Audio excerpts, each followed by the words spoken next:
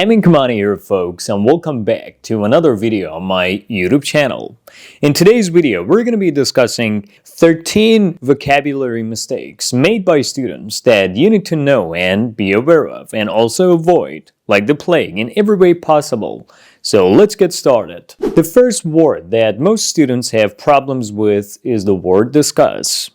Always keep in mind that after the word discuss, we do not use the preposition of about because the word discuss itself means to talk about something. So we don't say discuss about something. This is completely wrong. So you discuss something. You discuss something, but you don't discuss about something. So that is completely wrong. So have a look at the next examples.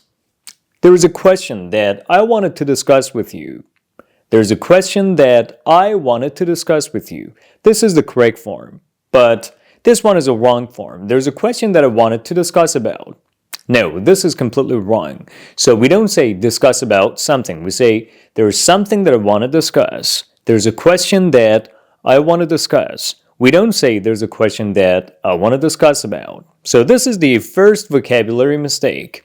Now let's have a look at the second most common vocabulary mistake made by students, which is, we all know the verbs agree and disagree. These two words are verbs and should be used as verbs, agree or disagree. But keep in mind that you cannot use these words as adjectives. When students want to say that they agree or disagree on something or with someone, sometimes they think that these two words are adjectives and they say, I am agree or I am disagree. This is fundamentally wrong, grammatically, structurally, and, in terms of vocabulary, completely wrong. You can never use the verbs agree and disagree as an adjective. So you agree with someone, you agree on something, you disagree on something, but you cannot say I am agree or I am disagree. Let me give you an example.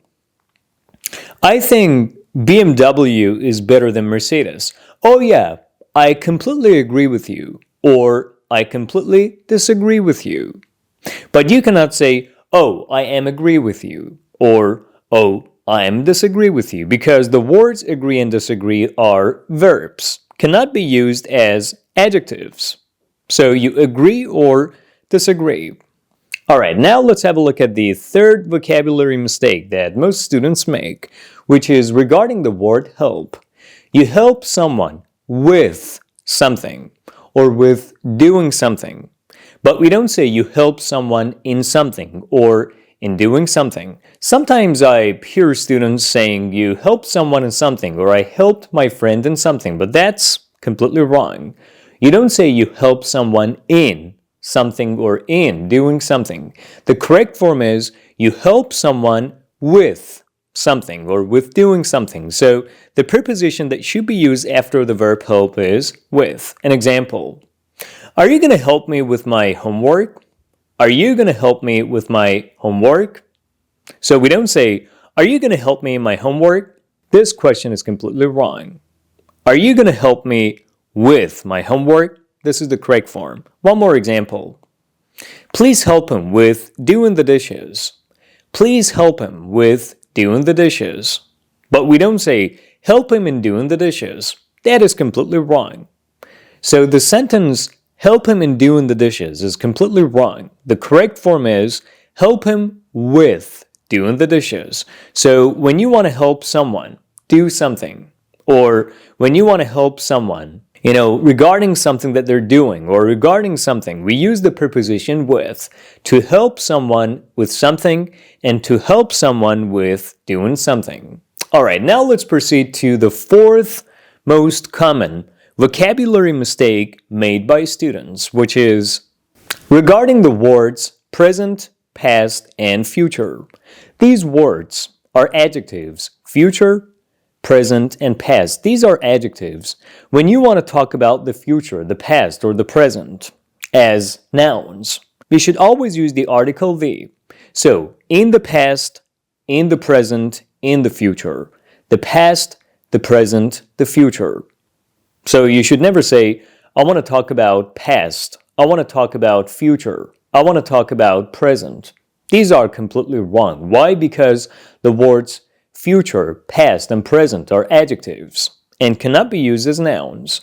When you want to turn them into the noun forms, you should use the article the before these three adjectives, so the future, the present, and the past. An example: please stop talking about the past. Please stop talking about the past. You cannot say, stop talking about past. This is completely wrong. Please stop talking about the past.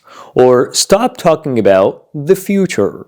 We don't say, stop talking about future. Or stop talking about the present. This is the correct form. We don't say, stop talking about present. This is wrong. So when you want to use the words future, present, and past as nouns, always keep in mind that you should use the article the present, the future, the past. All right, now let's move on to the fifth most common mistake, vocabulary mistake made by students, which is regarding the use of the verb effect. Effect is not followed by any prepositions. I have heard students using the preposition on after the verb effect. So they mistakenly or incorrectly say, something affects on something else. But this is wrong. We never use the preposition on after effect because the verb effect itself means to have effect on something, or to have, an effect on something, or to have an impact on something. So when something affects something else, it has an effect on it, or it has an impact on it. So the verb effect itself does not need to be followed by any prepositions. So something affects something else. Let me give you an example. Smoking negatively affects your health. Smoking negatively affects your health. Smoking negatively affects your health. This is the correct form, but you cannot say smoking negatively affects on your health. This is completely wrong. The verb effect does not need to be followed by any prepositions because this verb itself means to have an effect on something or to have an impact on something. So something affects something else.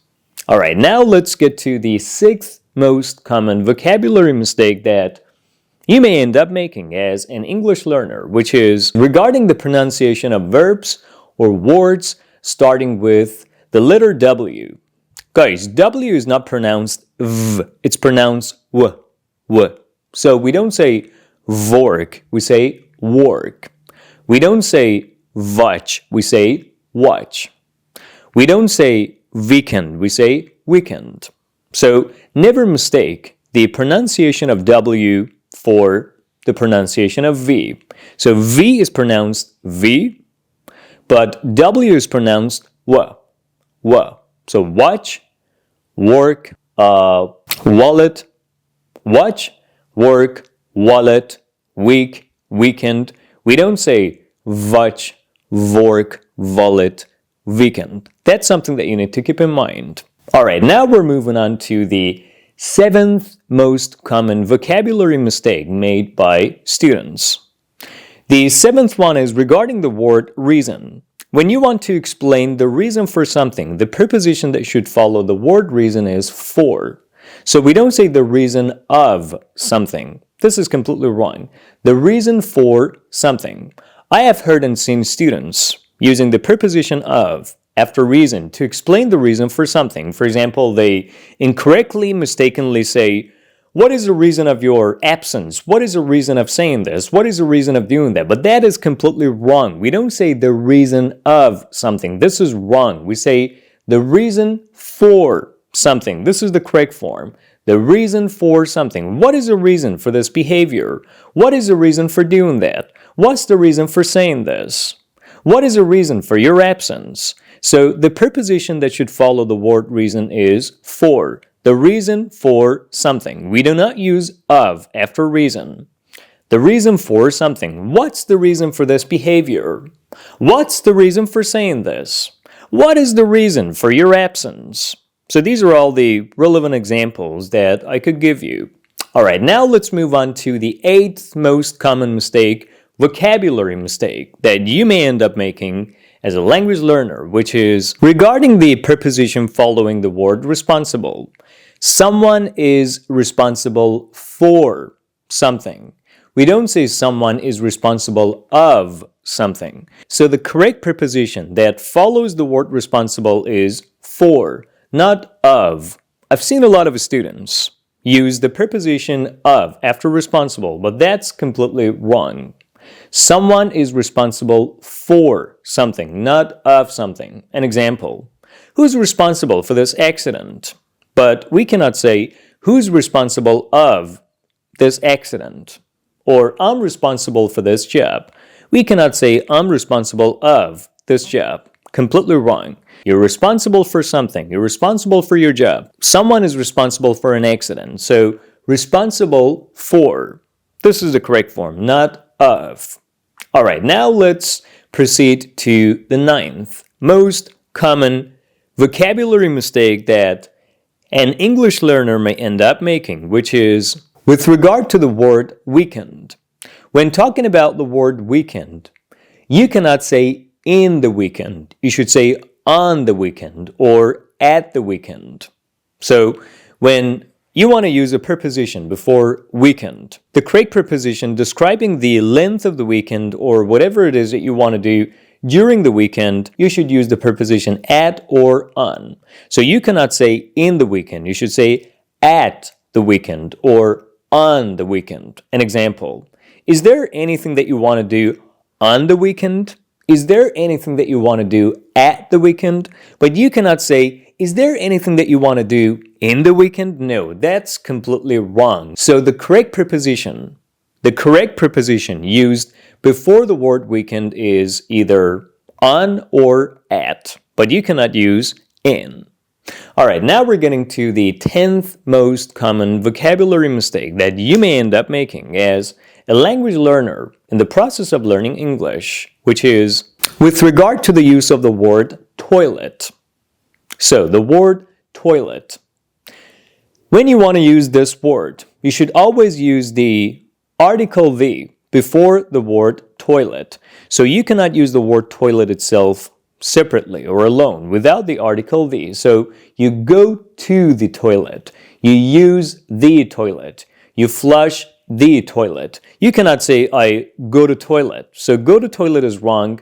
Use toilet is wrong. Flush toilet is wrong. These are all wrong. So you should say go to the toilet. Use the toilet or flush the toilet. So always keep in mind that when using the word toilet, you must always use the article the before this word. So you shouldn't say toilet. You should say the toilet. The toilet. Let's clean the toilet. Let's use the toilet. Let's flush the toilet. So these are the correct forms. But you cannot say, I cleaned toilet. Cleaned the toilet. Did you see the toilet? This is correct. But if you say, did you see toilet? This is wrong. So when using the word toilet, always keep in mind that you should use the article the toilet. Use the toilet, flush the toilet, clean the toilet, go to the toilet. These are the correct forms. All right, now let's move on to the 11th mistake, which is related to the use of the word angry. We all know that the word angry is an adjective. Maybe you want to say that someone has made us angry. The correct preposition describing this is with, not from. So you're angry with someone. You're not angry from someone. This is completely wrong. So we don't use the preposition from after the word angry. When you want to say that you're angry with someone, I'm angry with you, she's angry with me, I don't know, my subscribers might be angry with me because of these videos, or they might be angry with someone else. So we cannot say I'm angry from my friends. We should say I'm angry with my friend. So you're angry with someone, not from someone. So this is the whole point. After angry, you should use the preposition with, not from. So you're angry with someone. You're angry with your friends. I don't know. You're angry with your boss. You're angry with your wife. You're angry with your husband. So to be angry with someone. All right, now let's move on to the 12th most common vocabulary mistake that students make, which is regarding using the word jealous. Jealous is an adjective, and you know what it means. When someone is jealous, they, envy someone, or they have a feeling that someone has something that they don't have and they feel sad about it. So when using the word jealous, the correct preposition that we should use after this word is of. You're jealous of someone. You're jealous of something. You should not say, I'm jealous about something, or I'm jealous with someone, or I'm jealous from someone, or I'm jealous to someone. These are all wrong. So you're jealous of someone, or you're jealous of something. So the correct preposition that we use after the adjective jealous is of. You're jealous of someone, you're jealous of something. Two examples. I'm jealous of her new car. I'm really jealous of her new car. I'm really jealous of her new car. But you cannot say, I'm jealous about her new car. This is wrong. Or, I think she feels jealous of me. I think she feels jealous of me. This is the correct form. But you cannot say, I think she feels jealous to me, or I think she feels jealous about me. No, these are all wrong. I think she feels jealous of me. So to be jealous of someone or to be jealous of something. And finally, we're getting to the 13th most common vocabulary mistake that language learners or English learners may make while learning or speaking English, which is when we use the word let, after the word let, you do not need to use to. So you let someone do something. You let someone or something do something. We do not say you let someone or something to do something. This is wrong. So always keep in mind that after the word let, we don't use the infinitive to. We use the simple form of verbs without to, without ed, and without ing. Only the simple form. So we don't use any to after the word let. So let someone or something do something, not let someone or something to do something. That's wrong. An example. Would you let me talk? Would you let me talk? Which means, will you allow me to talk? Will you let me talk? But you cannot say, will you let me to talk? That is completely wrong. Will you let me talk? Will you let me talk? So we don't use to after let. Will you let me talk? We don't say, will you let me to talk? Will you let me talk? Alright guys, that's about all. So in today's video, you learned 13 most common vocabulary mistakes that students, you included, may make while speaking or learning English. So try to avoid these mistakes in every way possible, like the plague. Alright guys, please like this video if you enjoyed watching it. Subscribe to my YouTube channel if you find these videos useful.